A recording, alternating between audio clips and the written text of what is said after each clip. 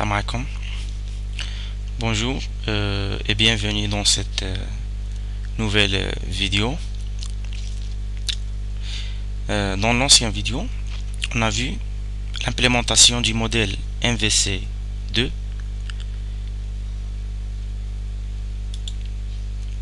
bien sûr à l'aide de la méthode classique, c'est-à-dire l'utilisation de notre propre servlette. Donc on fait un petit rappel rapide. Donc notre client il demande un lien, un URL, par exemple l'action ajouter client.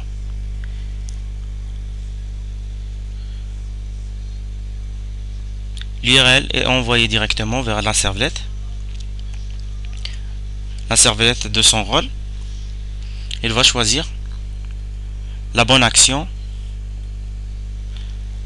qui va faire le traitement,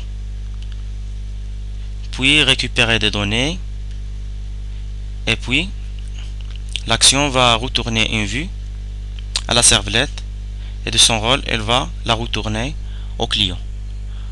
Donc on a vu la servlette joue le rôle du policier de la circulation. Donc on revient à notre code. Donc dans notre servlette, qu'est-ce qu'on faisait? On recevait l'URL, puis on la découpait pour retourner l'action, puis faire la comparaison pour lancer l'action correspondante. Donc c'est l'ancienne méthode. Maintenant on va voir un framework qui va remplacer toutes ces étapes, c'est-à-dire le mapping, URL, objet. Tout le modèle MVC, on va le remplacer par un framework qui s'appelle Strat, mais cette fois la version 2. La version 2, pourquoi? Parce que il y a un seul contrôleur. Donc pour commencer, tout d'abord il faut importer les bibliothèques nécessaires. Donc dans le fichier web.inf, dans le répertoire lib, on ajoute les librairies de Strat. Donc on peut les trouver sur le site d'Apache. Donc il suffit de chercher Strat, donc strat.apache.org si vous n'avez pas les versions. Donc on travaille avec la version 2. Donc download. Il y a plusieurs versions. La version complète où il y a la documentation, les exemples, donc 5 mégas. Et si vous voulez juste les librairies, donc Essential Dependency Only. Et dans le répertoire lib, vous allez sélectionner les bibliothèques nécessaires. Après avoir mis les libraires dans lib, on les rajoute dans notre projet. Donc on clique droit, on sélectionne les librairies, clic droit et build path et add build path. Dans cet exemple, j'ai déjà ajouté les librairies, donc vous allez les trouver dans Java Resources Libraries. Donc voici les librairies.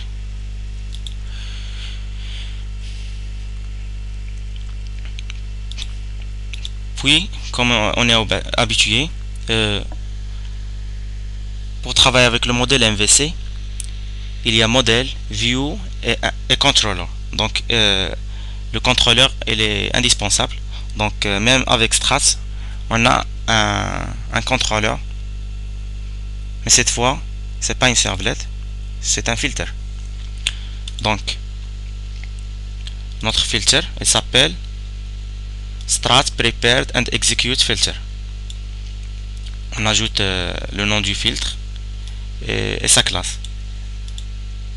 Donc la classe il s'appelle Stras Prepare and Execute Filter. Bien sûr, et on fait le mapping, donc l'URL qui va nous amener vers notre filtre. Donc c'est tout ce qu'il y a dans le web.xml. Puis on va voir les couches qu'on faisait. Donc la couche business, c'est la même couche, on n'a pas modifié depuis l'ancien projet. Donc il y a une interface Client Manager et Default Client Manager. Pour la couche DAO, la même chose, Client DAO et HTable Client DAO.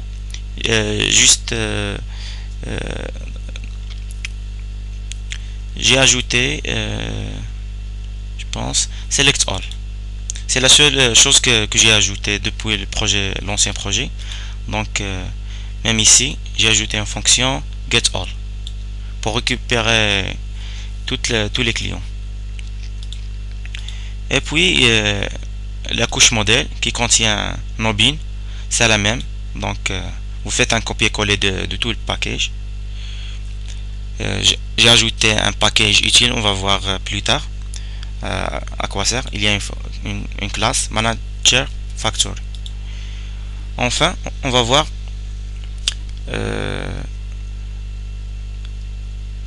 le package présentation web.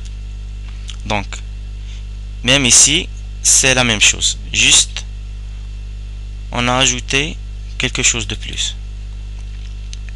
L'autre fois on avait juste le Client Manager et le constructeur, ici où on a instancié notre manager, il y avait les actions, les différentes actions qu'on avait.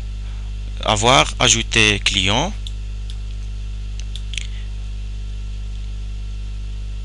et afficher liste client. Maintenant j'ai ajouté l'action chercher client. Ce qui est de nouveau ici, c'est qu'on a ajouté une autre donnée membre, c'est client, et une collection de clients. Donc on va voir pourquoi on a fait ça.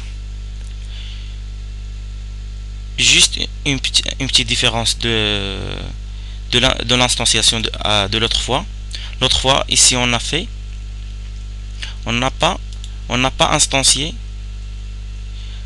le manager ici. On l'a instancié dans le contrôleur. Donc on va voir l'ancien projet. Donc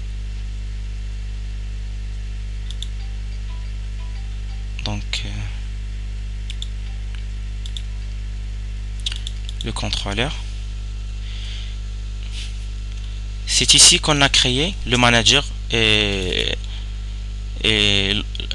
l'action, la classe d'action, l'objet qui va exécuter les différentes actions.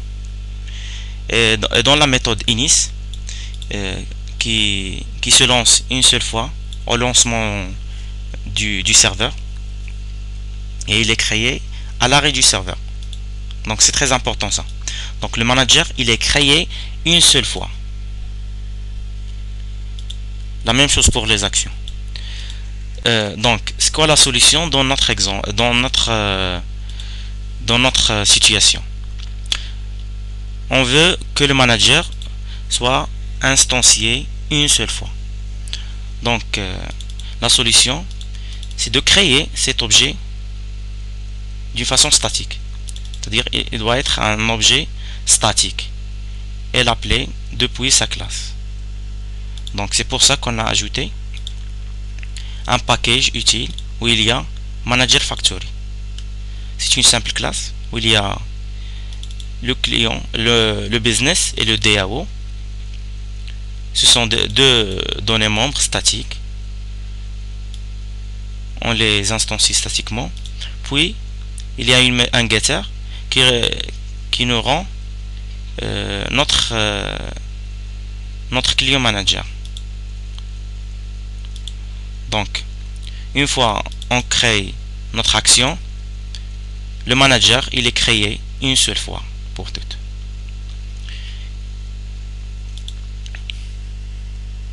Donc on revient à cette classe plus tard, parce que c'est très important dans Strat de comprendre ça.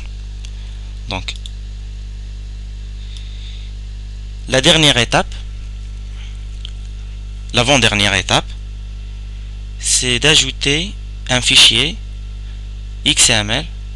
Il s'appelle strats.xml et c'est obligatoire qu'il soit dans le dossier source. Donc on va voir qu'est-ce qu'il y a dans le fichier XML. Jusqu'à maintenant on n'a pas fait le mapping. Donc dans ce fichier où on va faire le mapping HTTP objet, donc on crée un tag strats où il y a un package, on met le nom du package et on met un attribut extend strats default. C'est obligatoire ce point là, donc c'est obligatoire, il ne faut pas oublier cet attribut extend. Donc on mène nos différentes actions. Par exemple, pour la première action s'appelle ajouter client. Cette action sera traitée par la classe client action qui est dans le package comp.brahim.web et il va exécuter la méthode ajouter client. Donc on va revenir encore à la classe client action. Donc il y a une méthode ajouter client qui fait un traitement et qui retourne une clé. Cette fois on retourne une clé et non pas une vue. Donc après avoir appelé la méthode, il y a un résultat. Donc on crée un tag results qui a un nom, le nom du résultat. Et entre les tags, on met le nom de la vue destination. La même chose pour les autres actions. On peut faire plusieurs résultats. Par exemple, si le résultat est OK, on affiche la vue telle. Sinon, on affiche une autre vue. Ainsi de suite. Donc, on va passer à l'action. On va voir un premier exemple. Donc, il nous faut un formulaire pour ajouter un client. Comme d'habitude, c'est un simple formulaire. On n'oublie pas d'ajouter l'action. Donc, ajouter à client. Et dans le formulaire, il y a les attributs name. C'est important tout ça. Les code, nom, prénom, téléphone. Et le bouton ajouter. Donc, le nom de l'action, il est dans le fichier strat. Donc, c'est ici où il va faire le mapping. Donc, cette action va être exécutée par la méthode ajoutée de la classe client action. Et s'il y a un résultat OK, il va retourner la vue résultat.jsp. C'est bon. Juste une petite chose. Lorsqu'on va cliquer sur le bouton Submit, donc on va passer par la méthode ajouter client. On va voir cette méthode, qu'est-ce qu'il fait. Ajouter client.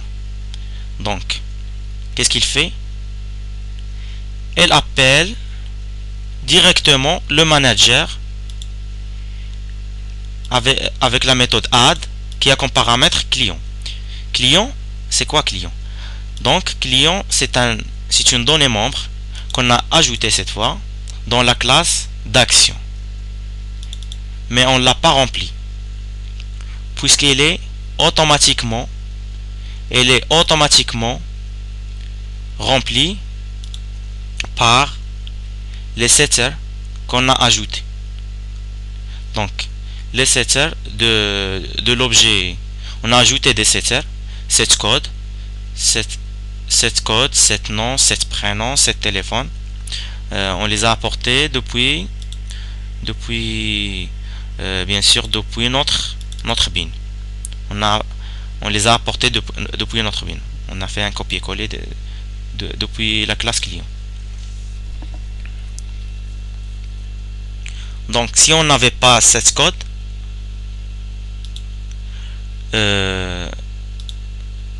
cet objet là ne sera pas rempli. Donc c'est obligatoire de mettre des setters. On veut ajouter un client, donc dans la classe d'action on ajoute un client et on met ses setters. Comme ça, lorsqu'on va ajouter un client, il est déjà rempli. C'est bon. On va voir l'exécution de ce premier exemple. Donc run en serveur.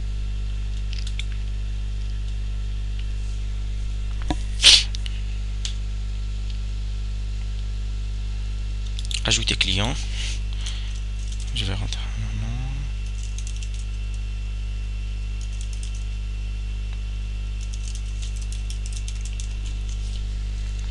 Donc ajouter. Client ajouté avec succès. Comme vous voyez, les setters sont déclenchés automatiquement. Et la méthode ajoutée a été déclenchée. C'est bon. Donc on va voir les autres exemples. Par exemple, j'ai déjà fait ces actions. Chercher client. Par exemple, 1, le numéro 1. Il me retourne le client. Numéro 2, il n'y a pas de client non trouvé. Donc, afficher les clients, la liste des clients. Donc, on va voir rapidement ces actions et voir la différence. Parce qu'il y a des choses importantes ici. D'accord. Donc, on va fermer le formulaire ajouté et aller voir le formulaire cherché. Donc, c'est un simple formulaire avec comme action chercher client. Automatiquement, lorsqu'on crée une action, donc dans Strat, on va créer le mapping. Donc l'action chercher client, voici la classe d'action et voici la méthode qui va exécuter. Mais cette fois, on a deux résultats. Soit c'est OK, soit ce n'est pas OK. Donc lorsque c'est OK, on affiche notre client dans la vue afficher client. Lorsqu'on ne trouve pas le client, donc on affiche une page 404.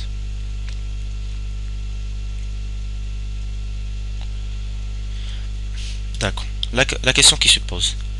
Donc, on a ici un attribut code. Donc, lorsqu'on valide, automatiquement, il faut réfléchir que dans la classe client action, il y a un setter. Set code. Donc notre client cette fois, il n'a pas de nom, pas de prénom, donc il a juste le code. Donc dans la méthode chercher client, on va chercher, on va appeler le manager avec la méthode get, mais juste avec client.getCode. Dès qu'on a récupéré tout le client, on le remplit. On essaye de compléter la remplition. Donc, on met son nom, son prénom et son téléphone. Et on retourne OK. Bien sûr, si le manager n'a rien retourné, c'est égal nul. On retourne NOC. Donc, not OK. La même chose pour afficher liste des clients. Donc, on a une action afficher liste client. Donc, cette fois, on a une collection. Donc, il faut... on va voir la méthode tout d'abord. Donc, get all, manager. Et on la retourne dans une collection liste. Alors, quelle est la vue qui va traiter la liste des clients? Donc liste client dans le répertoire view, liste client. Alors c'est très intéressant ça. Donc on appelle l'ancien objet request, le fameux objet request, la méthode get attributes. avec comme nom client. On n'a pas créé d'attribut déjà. On n'a pas créé d'attribut client avec client. Donc, comment on a pu récupérer ces clients? Donc, on va voir l'action. Donc, on a créé une donnée membre client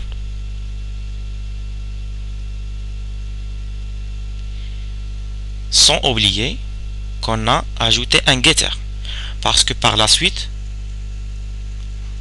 dans la GSP on va récupérer client. Donc ce nom il vient du nom de l'objet, donc c'est son nom.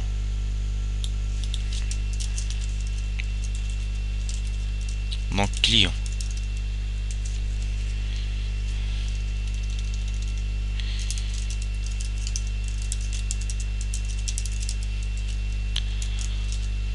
Donc le nom que vous allez mettre ici, vous allez le récupérer ici. Et le getter qu'on a mis ici, il est très important, car c'est lui qui est, parce que notre donnée membre il est privé, donc il va falloir le récupérer avec un getter. Donc c'est tout ce qu'il y a dans cette méthode de Strats à l'aide de la configuration XML. Il y a une autre méthode, les annotations, mais on va pas la voir maintenant. Déjà avec XML c'est très simple. Si vous n'avez pas beaucoup d'actions, si vous allez faire juste quelques actions, donc ça marche. Donc à la prochaine.